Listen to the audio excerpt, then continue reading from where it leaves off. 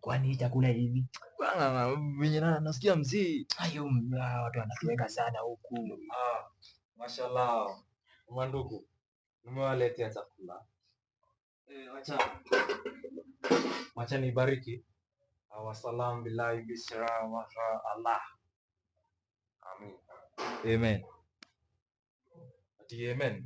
Kwani nimebambo? Hebu toka. Wewe kwanza wewe ni warrior wa kweli. Toka. Si tulikuwa na wewe mzee. Toka. Hapana mimi si.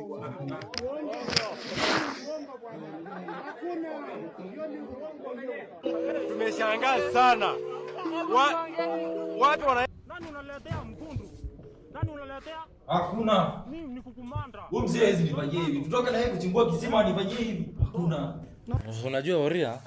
Wewe chukua ndio yako. Nichukue hii. Kula. Ule mama wako ni jambazi.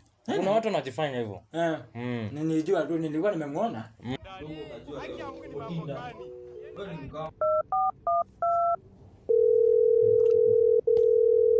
Ni tamu. Oria na simu yako. Weka mandazi chini. Ni simu yako Oria? Ni kunuka mavi, nikasikia kunyata sijui nini hata nikashindwa kwenda soko kuweka. Toka hata wewe ni mkora, toka hapa. Toka hapa. Huyo mwingine alikuwa Mkikuyu, wewe ni Mkamba unaanza kutusumbua.